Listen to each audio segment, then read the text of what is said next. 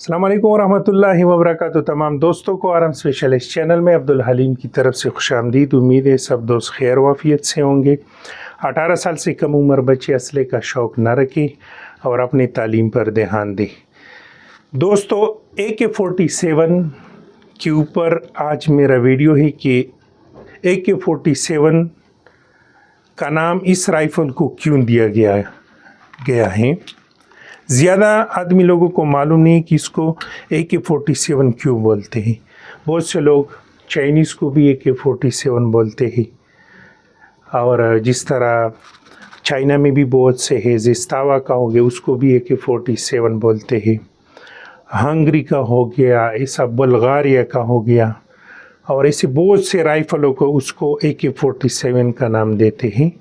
لیکن AK-47 کا meaning کیا ہے، اس کی جو بیسک انفارمیشن ہے وہ اس کا میننگ کیا ہے۔ AK کا مطلب ہے یعنی اے مانے آٹومیٹک، کے مانے کلاشن کو، اور 47 اس کو اس لیے بولتے ہیں کہ 1947 میں اس کا پہلا پروڈکشن ہوا تھا، جس کو پروٹوٹائپ بولتے ہیں یا ٹائپ 1 بولتے ہیں۔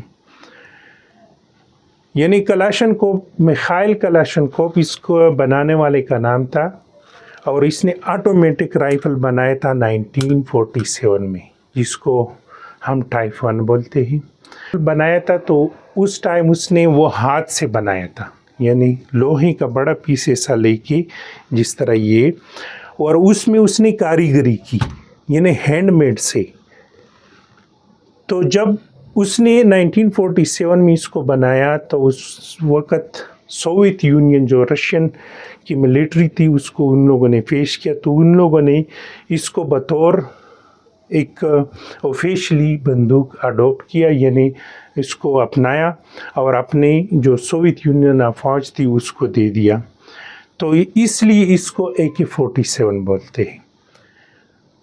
ہاتھ سے بنانے والا سلسلہ جو تھا یہ 1947 سے لے کے 1959 تک چلتا رہا، جس میں ٹائپ 1، ٹائپ 2 اور ٹائپ 3 بندوقیں ہیں۔ جب آپ اس کو غور سے دیکھیں، نثار آپ اس کو تھوڑا سا زوم کر دیں، اس کا پورا باڈی ڈبل ہوتا ہے اور وہ ہاتھ سے بنایا گیا ہے، اس میں مشینری کا کوئی وہ نہیں ہے، یعنی اس کو ہینڈ میڈ بھی بول سکتے ہیں۔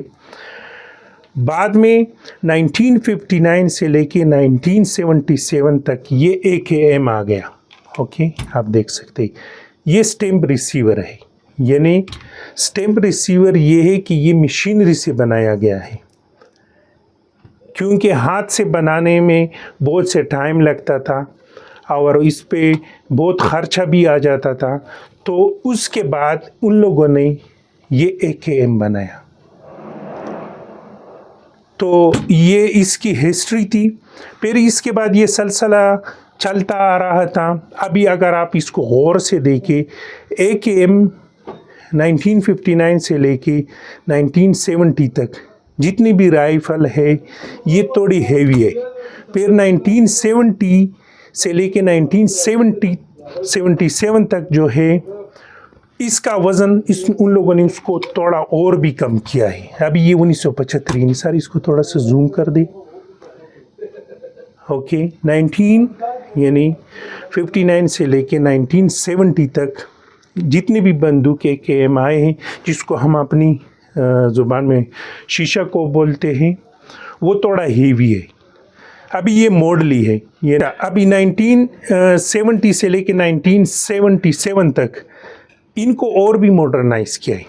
اگر آپ دونوں ساتھ رکھیں، اگر میرے ساتھ ابھی شیشہ کوف ہوتا تو میں رکھتا تھا، وہ اور یہ ان کی وزن میں بھی تھوڑا سا فرق ہے۔ شیشہ کوف جو ہے وہ تھوڑا سا ہیوی ہے، اور یہ 1970 سے لے کے 1977 تک یہ ان کا وزن تھوڑا اور بھی ان لوگوں نے گھٹا کے کم کیا ہے۔ اس کا بیرل، اس کی یہ سٹیمپ ریسیور اگر آپ دیکھ لیں لگ کیا ہے۔ اوکے، اچھا، AK-47 پروڈکشن کے بعد چائنا، بلغاریہ اور دیگر زستاوا ایران، ایسے بہت سے ممالک نے اس کی کلون یعنی کاپی بنائے ہیں، اور اس کو بھی لوگ AK-47 بولتے ہیں، لیکن وہ AK-47 نہیں ہے۔ اوکے، AK-47 یہ رشین ہے۔ اوکے، ازماش کمپنی کا آپ دیکھ سکتے ہیں، یہ AKM ہے۔ اس کے بعد جتنے بھی کنٹری نے اس کی کلون بنائی ہیں وہ اس کی کاپی ہے، وہ ڈفرینٹ ناموں سے جانا جاتا ہے، جس طرح Type 56 شینا کا ہو گیا، بلغاریہ کا ہو گیا، وہ اپنے نام سے جانا جاتا ہے جس کو آرسنل کمپنی نے بنایا ہے، اور اس طرح زستاوا ہو گیا جس طرح یوگو نے بنایا ہے۔ تو ہر کنٹری نے اس کے بعد اپنے کلون بنائے ہیں، لیکن AK-47 صرف رشین کو بولا جاتا ہے۔